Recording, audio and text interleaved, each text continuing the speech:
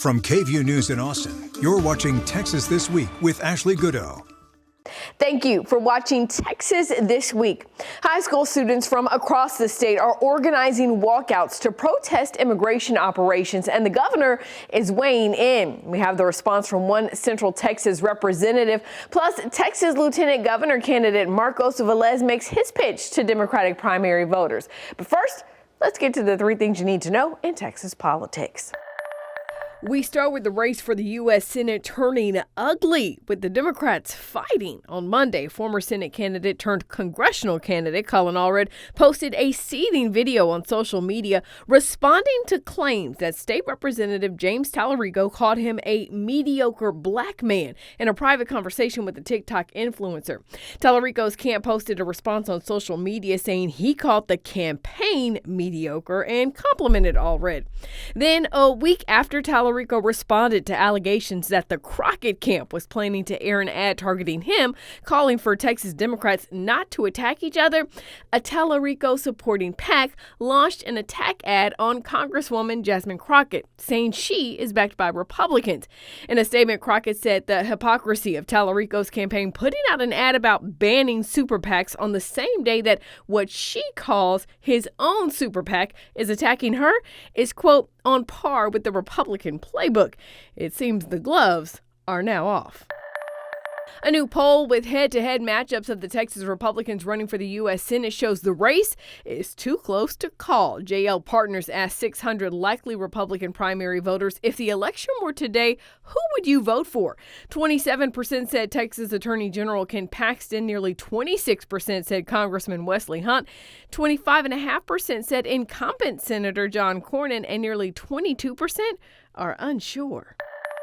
After 330 days without having representation in the U.S. House of Representatives, some Houstonians now have a new congressman.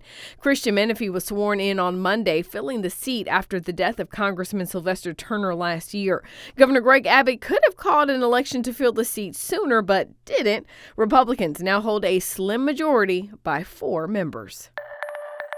Nearly every day this week, Central Texas high school students have hosted walkouts, leaving their campuses to protest immigration enforcement operations. And it's garnering strong reaction from Governor Greg Abbott. On social media, he shared our news story from Wednesday about 2 students who were arrested in downtown Kyle, writing, quote, "It's about time students like this were arrested." He went on to write, quote, "Disruptive walkouts allowed by schools lead to just this kind of chaos." He says schools and staff who allow this behavior should be treated as co-conspirators, and that he's looking into stripping funding for schools. State Representative Erin Zwiener represents that area in the Texas House. She joined me to talk about the governor's reaction. I want you to first talk about the governor weighing in on this, your reaction to that. You know, I'm really sick of seeing grown men bully teenagers. And this is not the first time that Governor Abbott has come after teenagers in my district for exercising their First Amendment rights. You know, the situation he's talking about in Kyle is 2 students that were arrested for non-protest related reasons that made some bad choices, but they don't deserve to be bullied by the governor. But this is part of a pattern. He also bullied a Texas State student out of the university, Devion Canty, for expressing his First Amendment beliefs. This is not how grown men should treat our teenagers, and I'm calling on him to help turn down the volume and make sure our students are safe and safely able to exercise their First Amendment right. In fact, you say if the TEA does do some intervening here, getting involved with schools, you're concerned about the safety of these students. I am, and I'm concerned because we had a grown man assault 2 teenage girls in Buda, Texas this week who were part of a walkout. And because TEA is threatening our public schools and telling them that they can't, quote unquote, allow students to leave or quote unquote facilitate a protest, that means our schools don't feel safe to have conversations with organizers and try to steer them into a safer direction. It is creating a situation where these protests are going to be more disruptive and less safe for our kids and our communities.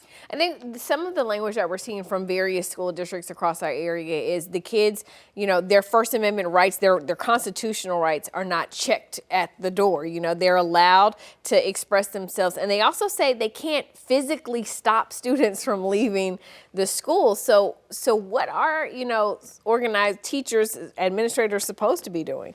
I think they're supposed to be giving students advice if they ask for it, but they're certainly not supposed to be tackling students who try to leave school grounds. Now, the schools can enforce their normal attendance policies. What they cannot do is try to penalize students differently who break attendance policies in order to protest than they do for students who are breaking attendance policies for other reasons. But our schools simply don't have the resources to lock every single high school student and middle school student inside. And I don't think that's the type of school I'd want my kid to attend anyways. Tell us a little bit about yourself and why you decided to run for lieutenant governor. Sure. So my name is Marcos Velez. Grew up in the general Houston area. After high school, went to go work in the oil industry. And really, I look at the economic opportunity that was available to me as a high school graduate just in the state of Texas. There was no shortage of good jobs. You could buy a home for about $150,000. You could buy a pickup truck for about $35,000. That was a very nice truck. And you look now, I have a son that's coming out of college with a degree. He's delivering pizzas. And so, hey, look, a lot of love for my son, not knocking him, but you come out of school with all this debt and you look at what's facing this generation and those opportunities just don't exist. The average price of a home has soared and people are coming out of college with more debt than they could pay off in 5 lifetimes. Property taxes are through the roof. Wages have remained stagnant. The state minimum wage is stuck at $7.25. You have 30 states that pay a higher minimum wage in the state of Texas. And so when I look at what legislation has been prioritized in the state of Texas, I'm not seeing legislation that benefits everyday Texans. Politicians, they talk about all these gains and all these wins. They talk about these bills. The bills that are concerning the people in Texas are the bills that they can't pay, the bills that show up every single month and go higher and higher. And so I just look at the opportunities and the landscape for Texans right now, and I felt like something needed to change.